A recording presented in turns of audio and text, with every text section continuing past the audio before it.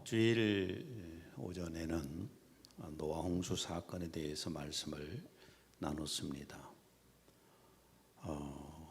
지구 전체에 홍수가 있었다는 것을 여러 가지 고고학적으로, 지질학적으로 발굴된 것들을 증거로 여러분에게 함께 보았습니다.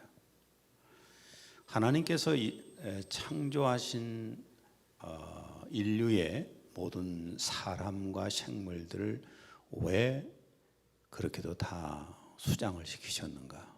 그것은 하나님께서 본래 창조하신 목적에서 빗나갔기 때문에 심히 타락했기 때문이라고 말씀을 드렸고요. 그리고 홍수, 대홍수 이후에 살아남은 것은 노아와 그 가족들과 또 거기 탔던 동물들, 이런 것들만 이렇게 생존을 했고, 노아의 가족을 통해서 인류가 다시 시작이 되었습니다.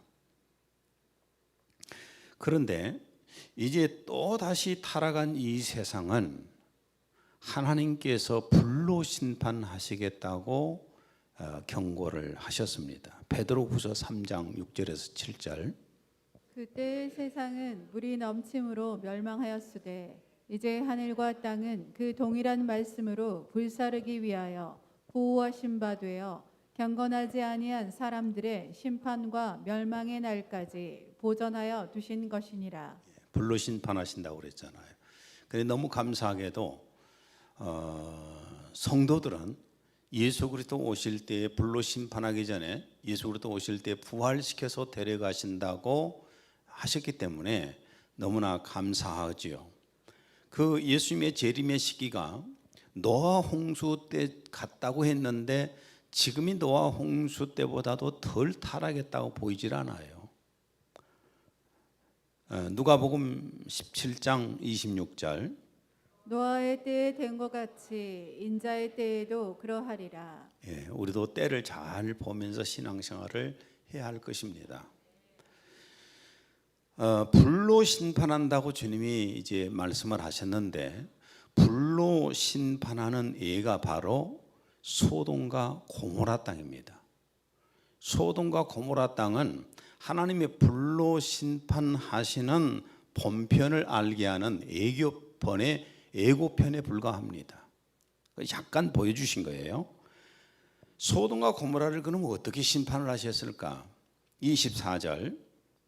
여호와께서 하늘 곧 여호와께로부터 유황과 불을 소돔과 고모라에 비같이 내리사. 어떻게 심판했어요? 유황불로 심판을 했습니다. 유황과 불로 완전히 다 태워버렸습니다. 유황불을 쏟아부은 소돔과 고모라 지역이 얼마나 유황 냄새가 심했겠습니까? 지금도 사해바다의 남부 지역을 가게 되면 유황 냄새가 아직도 난다고 합니다. 그래서 하나님께서 유황으로 덮여 있는 소돔과 고모라 땅을 그럼 어떻게 했을까? 유황 냄새가 너무 심한데 이것을 완전히 하나님께서는 덮어버렸습니다. 창세기 19장 25절.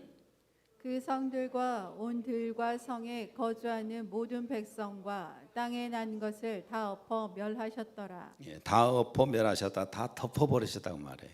다 덮으셔버렸습니다.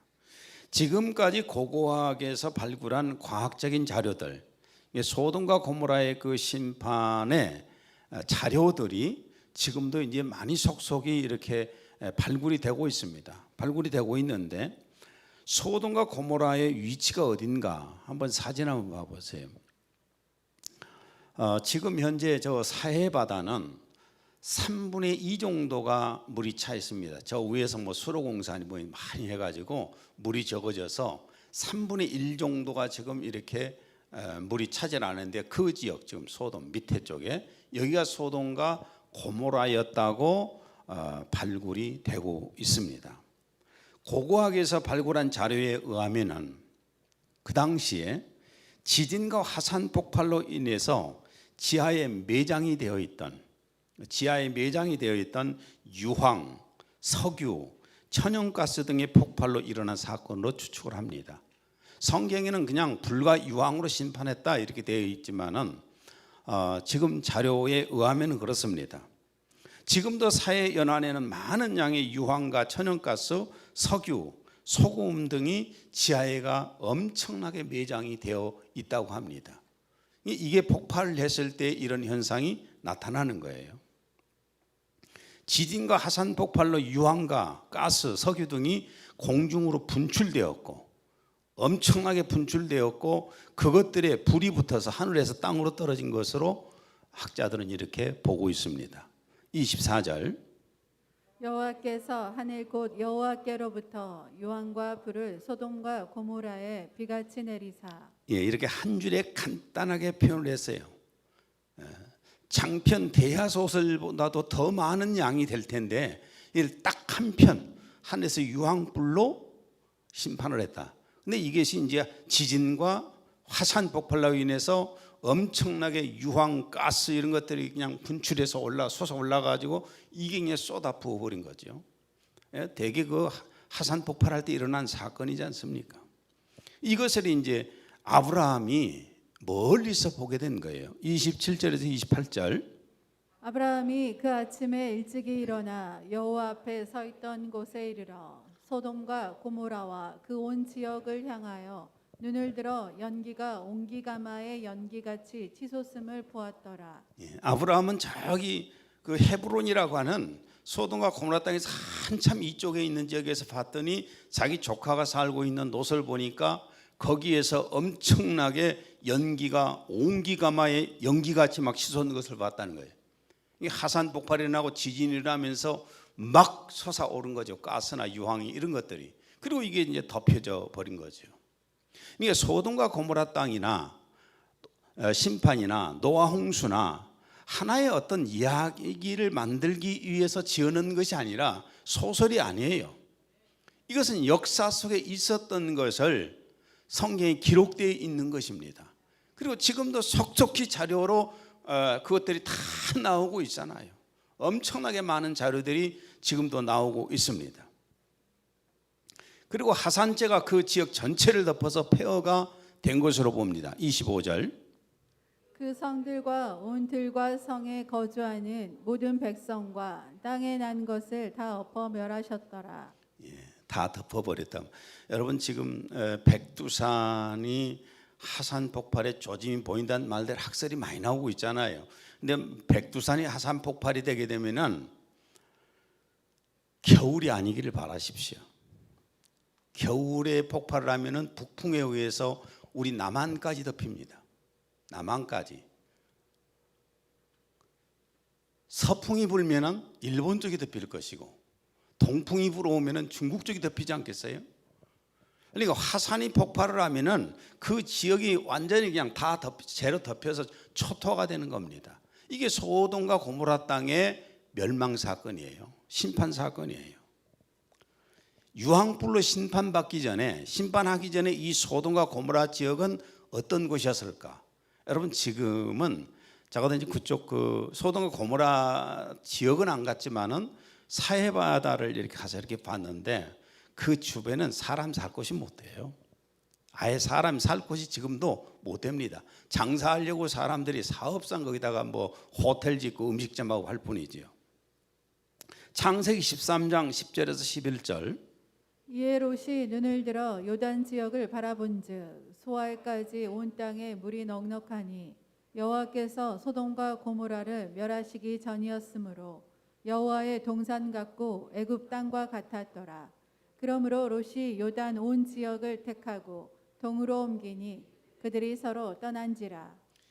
롯이 처음 소돔과 고모라를 선택할 때는 거기가 물이 많이 있고 애굽처럼 초지 조성이 잘 돼 있고 산림이 많고 그래서 마치 하나님의 에덴 동산 같더라고 말이에요. 그렇게 아름다운 곳이 소돔과 고모라 지역이었습니다. 그러나 유황불로 심판받은 후에는 지금은 주변이 완전히 다 사막지대입니다. 완전히 사막지대고 또한 뭐 소금 땅에서 사람이 아예 뭐 살 수가 없는 지역이라고 말이에요. 소돔과 고모라 지역은 지진과 화산 폭발로 인해서 지반을 형성했던 물질이 다 빠져나오고 나니까 그 자리가 함몰되지 않겠어요? 함몰이 되니까 저 사해 바다에 있는 물이 내려와서 수몰이 된 겁니다. 완전히 잠겼는데 지금은 이제 물이 부족해 가지고 그쪽 지역들이 이렇게 드러나 있더라고요. 사해 바다 한번 사진 한번 봐보세요. 저렇게 밑에 쪽은 완전히 지금은 예전에 물이 잠겼지만은 지금 물이 잠기질 않았어요. 물이 부족해서 3분의 1이 지금은 저렇게 무치로 드러났습니다. 저 지역이 바로 소돔과 고모라 지역이었다고 합니다. 사해 바다는 여러분이 뭐 많이 들어서 아시겠지만은 해면에서 400m가 내려간 지구에서 가장 낮은 지역이에요. 육지에서. 지금 그리고 완전히 그냥 소금이잖아요. 얼마나 소금이 짜든지 거기 가서 우리 가족들 가가지고 수영도 막 해보고 그랬는데 수영이 아니라 그냥 누워 있어 봤어요. 뜬가 안 뜬가 떠요. 거기에 표지판에 뭐라고 돼 있는 줄 아십니까? 만약에 눈에 소금물이 들어가면 병으로 가래요. 그렇게 독해요. 엄청나게 아예 사람이 살 수 없는 지역이 된 겁니다.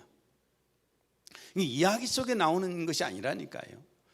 이건 역사 속에 있었던 것이 현실적으로 지금 있잖아요. 소돔과 고모라가 있고 모든 것들이 자료가 지금 나오고 있지 않습니까? 그러면 하나님께서 소돔과 고모라라고 하는 이 지역에 있는 사람들과 지역 땅까지 전부 다 멸망을 시킨 이유가 뭘까? 그게 매우 중요합니다. 하나는 창세기 18장, 창세기 19장이 소돔과 고모라 땅의 심판인데 창세기 18장에 보면은 하나님과 아브라함의 대화 속에서 볼 수가 있습니다. 소돔과 고모라를 심판하시겠다고 아브라함에게 알렸더니 아브라함이 하나님에게 기도했던 내용이 나오는데 18장 23절에서 23절 32절 주께서 의인을 악인과 함께 멸하라 하시나이까 거기서 신명을 찾으시며 어찌하려 하시나이까 이르시되 내가 신명으로 말미암아 멸하지 아니하리라. 당시 소돔과 고모라 지역에는 인구가 많아야 1000명에서 한 2000명 사이 있었던 그런 시대겠죠. 인구 밀도가 낮으니까.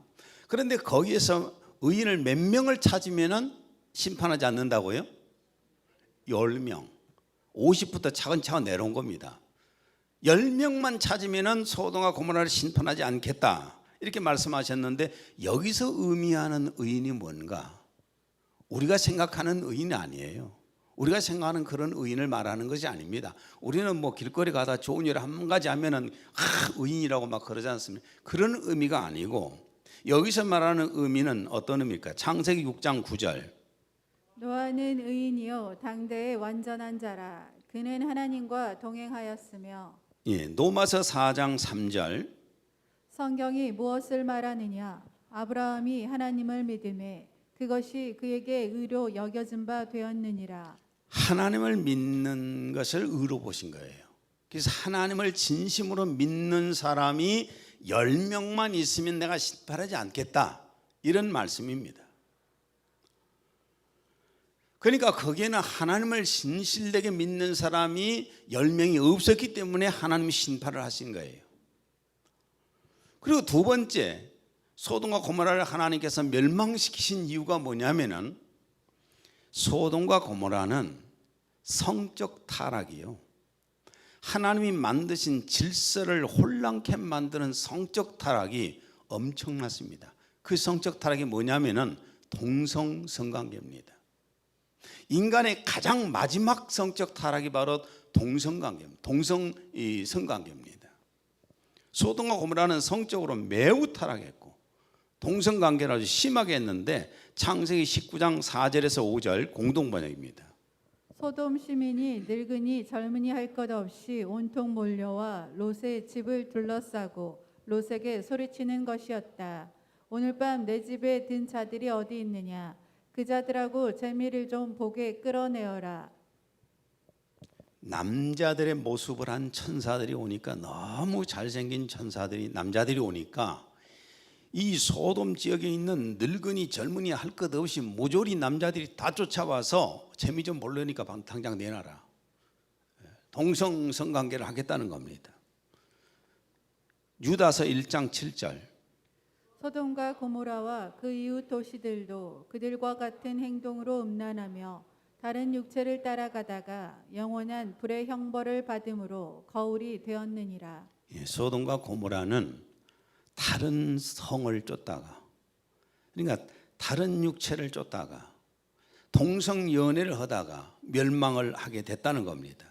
동성 간의 성교나 남색을 영어로 소돔이라고 그럽니다. 소돔이라는 소돔 속에서 나온 말이에요. 파생된 말입니다. 인간의 성적 타락의 마지막은 동성 성관계예요. 그 소돔 사람들과 고모라 사람들의 타락한 모습입니다. 여러분, 동성 연애는 성적 취향이 아니에요. 좀 자세하게 설명을 제가 할 수는 없겠지만은 우선 성경에서 동성 간의 성관계에 대해서 어떻게 말하고 있는가? 레위기 20장 13절. 어떤 여자가 여자 동침하듯 남자와 동침하면 그들은 가증한 짓을 행한 것이니 그들을 반드시 죽일 것이며 그들의 피가 그들 위에 있으리라. 구약의 율법대로 하면은 동성 성관계를 하는 것은 죽여야 됩니다. 그것이 구약이에요. 열왕기상 15장 12절. 남색하는 자를 그 땅에서 쫓아내고. 남자가 남자에게 남색을 한다고 말해요. 성관계를 한다고 말해요. 그런 사람 쫓아내라. 16세기에 들어와서 우리 지구상의 인류는 16세기 들어와서 영국을 기점으로 해서 세계 문명 국가들은 소돔이법을 만들어냈습니다. 소돔이법이 뭐냐면은 다른 성과의 성관계를 하는, 그러니까 남자끼리 성관계하고 여자끼리 성관계하고 뭐 동물과의 수관을 한다든지 이런 것들에 대한 법입니다. 처벌하는 그런 법이, 소돔이법이 생겨났습니다. 그런데 지금은 유럽이나 미국이나 서방 국가들 가운데 소돔이법이 다 폐지되었어요. 지금은 그게 없습니다. 뭐 네덜란드 같은 경우는 공식적으로 뭐 동성애 같은 경우는 합법적으로 결혼을 하게 되고, 또한 뭐 동물과 결혼까지도 합법적으로 할 수 있게 되었지 않습니까? 법이. 지금 이 서방 국가들, 이런 국가들이 지금 이래요. 우리나라도 차별금지법, 즉 성소수자들 법이지요. 결국은 차별금지법이란 이름으로 국회에 여러 번 발의가 되었습니다. 국회에 여러 번 발의가 되었는데 아직 통과되지는 못했습니다. 그러나 우리가 아셔야 될 것이 있어요. 호주제를 폐지해 달라는 여러 청원들을 받아들여서 2008년도에 호주제가 폐지되었습니다. 간통죄를 폐지해 달라는 계속된 청원에 의해서 2015년에 간통죄가 폐지되었습니다. 그렇다면 차별금지법이라고 하는 것은 계속해서 국회에 이 문제가 계류가 되고 있는데, 발의해서, 그럼 언젠가는 통과되지 않겠습니까? 언젠가는 통과됩니다. 그런데 동성 성관계가 왜 하나님께서 직접 심판하실 정도의 무서운 범죄가 되는가? 이건 성적 취향이라는 말로 우리는 자꾸 사용을 하는데, 우리 크리스찬들은 그런 말 쓰면 안 됩니다. 동성 성관계는, 제가 오늘 여러분의 비유를 맞추기 위해서 설교하는 게 아닙니다. 기분 나쁠 수도 있어요. 기분 나쁠 수도 있는데 하나님의 말씀을 전하겠습니다. 동성 성관계는 도덕과 윤리적인 죄가 아닙니다. 도덕과 윤리적인 죄도 되지만은 그것이 문제가 아니라고 말이에요. 그러면 이 동성 연애는 무슨 죄가 되는가? 이것은 하나님의 질서를 파괴하는 영적인 가증한 범죄입니다. 하나님이 세우신 질서를 파괴하는 영적인 무서운 범죄라고 말해요. 로마서 1장 26에서 27절 공동 번역입니다. 하나님께서는 그들이 부끄러운 욕정에 빠지는 것을 그대로 내버려 두셨습니다. 여자들은 정상적인 성행위 대신 비정상적인 것을 즐기며 남자들 역시 여자와의 정상적인 성관계를 벌이고 남자끼리 정욕의 불길을 태우면서 서로 어울려서 망측한 짓을 합니다. 레위기 18장 22절 너는 여자와 동침함 같이 남자와 동침하지 말라. 이는 가증한 일이니라. 동성성관계는 망측한 짓이요 가증한 짓입니다. 앞으로 우리나라에 앞으로 차별금지법이 만약에 통과되면은 제가 이런 설교를 못 합니다. 이 설교하고 나면은 내일 구속될 수가 있어요. 지금 그래요. 그러나 보십시오. 나는 뭐 자식들이 다 결혼을 했지만은 내 손주들이 엘리미는 여자를 데리고 와서 결혼하려고 하고 시온이는 남자를 데리고 와서 결혼하려고 하면은 여러분 같으면 어떠시겠어요? 이건 끔찍한 일이에요. 가증한 일이에요. 망측한 일이에요. 하나님의 질서를 깨트리는 무서운 범죄 행위인 겁니다. 하나님이 만드신 질서가 뭡니까? 남자와 여자를 만드셔서 남자와 여자가 연애하고 결혼하고 자식을 낳고 행복하게 가정을 꾸리며 사는 것이 하나님께서 만드신 질서입니다. 창세기 2장 22절에 24절 여호와 하나님이 아담에게서 취하신 그 갈빗대로 여자를 만드시고 그를 아담에게로 이끌어 오시니 아담이 이르되 이는 내 뼈 중에 뼈요 살 중에 살이라. 이것을 남자에게서 취하였은즉 여자라 부르리라 하니라. 그러므로 남자가 부모를 떠나 그의 아내와 합하여 둘이 한 몸을 이룰지로다. 남자와 여자가 연애하는 건 아름다운 겁니다. 남자와 여자가 만나서 결혼하고 자식 낳고 가정을 이루고 사는 것은 이건 굉장히 아름다운 거예요. 그러나 그렇지 않는 것은 다른 성을 쫓아가는 것은 이건 가증한 것이고 하나님 앞에 하나님의 질서를 파괴하는 무서운 영적인 범죄가 되는 겁니다. 여러분 꼭 기억하세요. 도덕 윤리적인 죄만이 아니라 이것은 하나님이 세우신 질서를 파괴하는 무서운 영적인 범죄가 되는 거예요. 그런데 이 소돔과 고모라인들은 하나님의 질서를 파괴하는 죄악을 범했습니다. 18장 20절 여호와께서 또 이르시되 소돔과 고모라에 대한 부르짖음이 크고 그 죄악이 심히 무거우니. 그래서 하나님께서 에덴 동산과 같았던 그 소돔과 고모라 지역을 불과 유황으로 어떤 그 자료에 의해서 말씀을 드리면은 지진과 화산 폭발로 인해서 완전히 그 초토화시켜서 그 지역을 사막화 만들어 버리고 소금밭 만들어 버리고 동물이 살아갈 수도 없고 식물도 살아갈 수 없게 만드셨어요. 하나님의 소돔과 고모라 땅을 심판하신 것은 뭐 때문이라고요? 동성애 때문이에요. 이것 때문에 심판을 했습니다.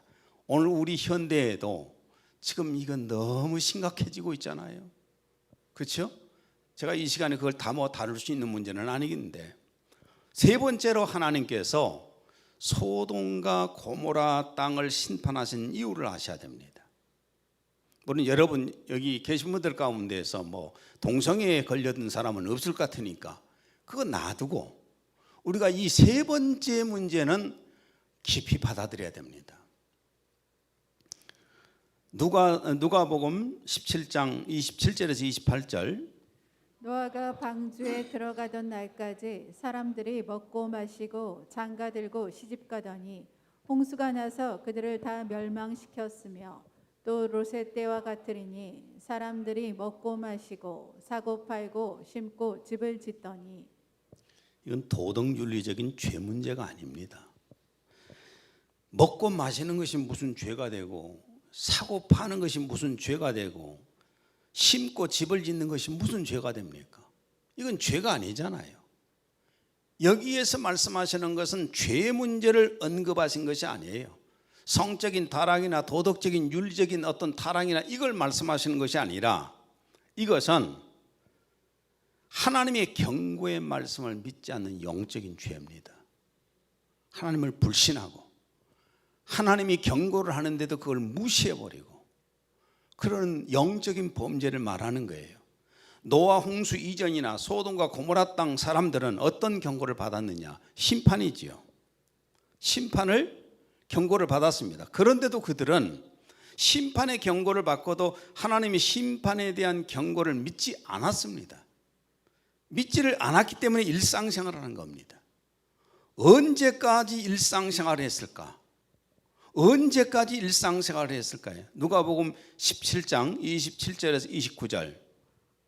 노아가 방주에 들어가던 날까지 롯이 소돔에서 나가던 날에 하늘로부터 불과 유황이 비오듯 하여 그들을 멸망시켰느니라.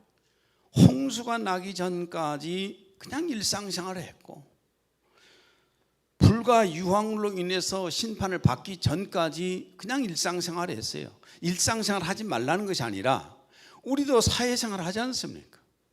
우리도 밥 먹고 우리 전부 다 지금 먹고 마시고 사고 팔고 신고 집 짓고 하지 않습니까? 이걸 하지 말라는 것이 아니라 이렇게 일상생활을 하면서 우리의 초점이 어디에 있어야 되겠어요? 신앙생활이에요. 우리의 초점이 하나님 앞에 있어야 되거든요. 지금 심판의 경고를 받았기 때문에 여러분 전쟁이 발표되었는데 전쟁이 발표되었다면 어떻게 해야 될까요? 저기 휴전선 근방에 있는 지역의 사람들은 어떻게 해야 될까요? 전쟁이 발표가 되면은 뭔가 준비 있어야 되겠지요. 그런데 일상생활 하고 있어요. 하든지 말든지. 그러면 이 둘 중에 하나입니다. 하나는 정신병자든지, 그렇죠? 하나는 정신병자든지, 또 하나는 정부의 발표를 믿지 않든지. 그렇잖아요. 지금이 어느 때인지 우리 그리스도인들은 깨어서 분별을 해야 될 때입니다. 누가복음 17장 31절. 그날에 만일 사람이 지붕 위에 있고 그의 세간이 그 집 안에 있으면 그것을 가지러 내려가지 말 것이요 밭에 있는 자도 그와 같이 뒤로 돌이키지 말 것이니라. 자, 하나님께서 지금 심판을 경고하셨다면은 어떻게 해야 될까요? 지금 그 말씀이 지붕 위에서 세간에 뭐 가지러 가지 말아라, 밭에서 일하다가 뒤돌아볼 것 없이 도망치라고 말이죠. 이거 현실적인 얘기잖아요. 현실 문제거든요. 언제 일상생활하고 있겠습니까? 이럴 때 세상 사람들까지 지금 종말이 온다고 난립니다. 저는 유튜브를 통해서 방송에서 그 뉴스하는 걸 이렇게 보게 되면은 세계에 막 일어나는 사건들을 끔찍한 사건들이 막 일어나잖아요. 있지 않았던 사건들이 터지고 있잖아요. 우리 한국만 해도 갑자기 비가 쏟아져 지금 난리지 않습니까? 뭐 내일부터인가 모레부터인가 또 비가 쏟아진다니 지금 오늘 불안한 마음이잖아요. 세상 사람들은 자꾸만 종말의 때라고 합니다. 그런데 우리 그리스도인들이 지금의 이 때를 분별하지 못하고 살고 있다면 얼마나 어리석은 사람들입니까? 우리는 정신을 바짝 차리고 살아야 됩니다. 영적으로 이촉즉발의 시대예요.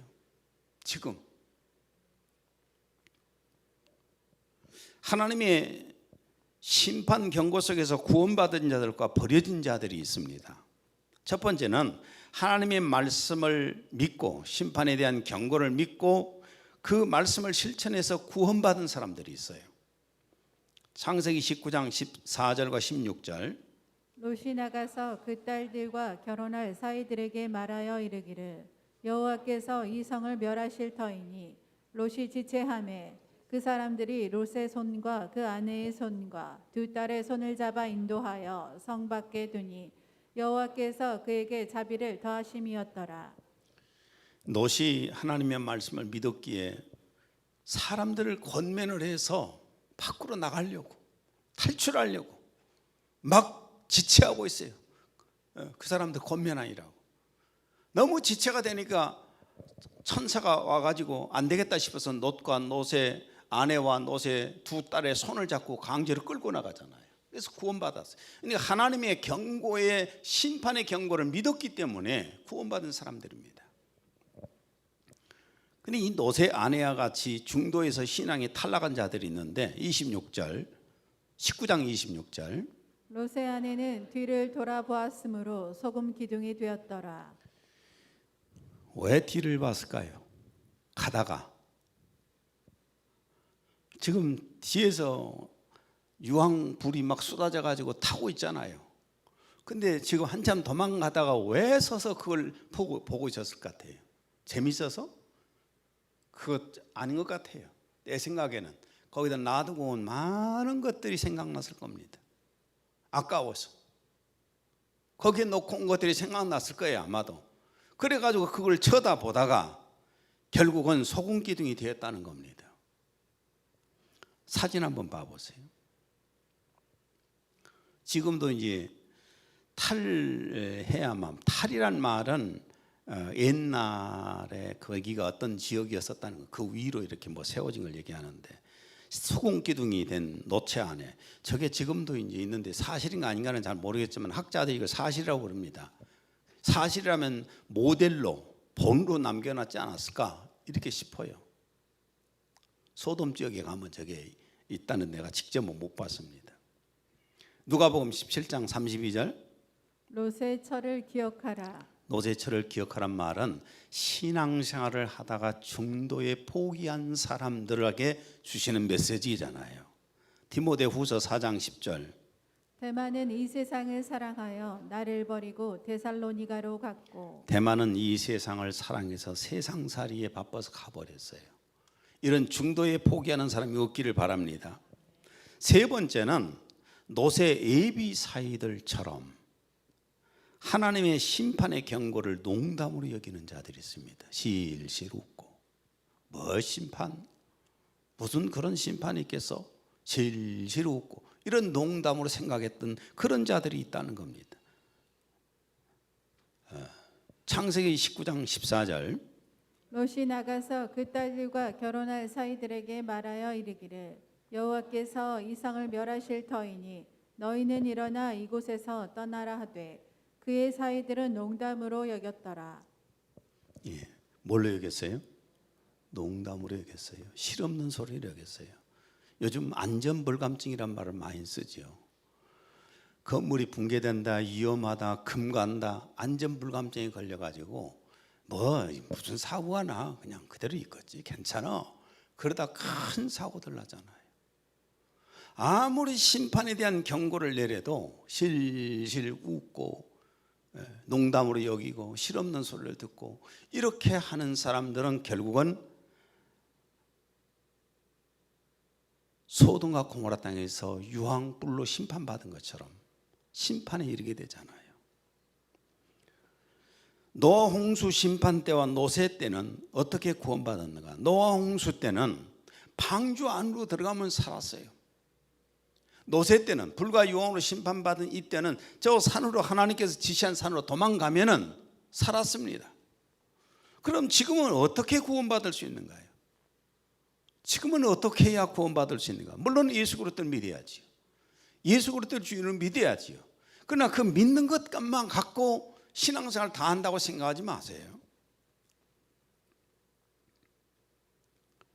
로마서 13장 11절 너희가 이 시기를 알거니와 자다가 깰 때가 벌써 되었으니 이는 이제 우리의 구원이 처음 믿을 때보다 가까웠음이라. 지금은 자다가 깰 때가 되었다는 겁니다. 일상생활만 하고 있을 때가 아니라고 말해요. 지금은 영적으로 깨어서 하나님께 매달리고 더욱더 기도하고 더욱더 예배드리고 해야 된다는 겁니다. 나도 설교 준비를 할 때마다 늘 유혹받는 것이 하나 있습니다. 성도들에게 인기 얻는 비유를 맞출 수 있는 설교가 뭘까? 종종 한 번씩 지적을 받고 나면은 그냥 성도들을 어떻게 하든 웃기게 하고 비유를 살살 맞춰주는 이런 설교를 좀 해야 될 텐데 괜히 무거운 설교를 해가지고 마음들 상하게 만들고 이런 설교를 내가 하구나. 그러다가 제가 어떤 생각이 든 줄 아십니까? 나는 여러분의 종이 아니에요. 난 하나님의 종이에요. 하나님이 기뻐하시는, 하나님이 원하신 대로 제가 설교를 해야 될 사람입니다. 그렇잖아요. 여러분의 비유나 살살 맞추고 기분 좋게 해주는 이런 직업 목사가 되어갖고 인기 얻어서 돈이나 많이 벌고 이런 목사가 되고 싶진 않아요. 여러분한테 돌을 맞더라도 바울처럼, 스데반처럼 여러분이 돌을 치더라도 나는 하나님의 말씀을 전하고 싶습니다. 오늘도 굉장히 무거운 설교를 제가 지금 하고 있습니다.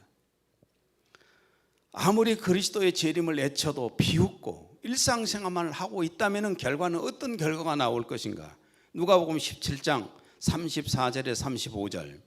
내가 너희에게 이르노니 그 밤에 둘이 한 자리에 누워 있음에 하나는 데려감을 얻고 하나는 버려둠을 당할 것이요 두 여자가 함께 맷돌을 갈고 있음에 하나는 데려감을 얻고 하나는 버려둠을 당할 것이니라. 한 사람은 부활되어서 가고 한 사람은 남는다는 겁니다. 마지막으로 데살로니가전서 4장 16, 18절.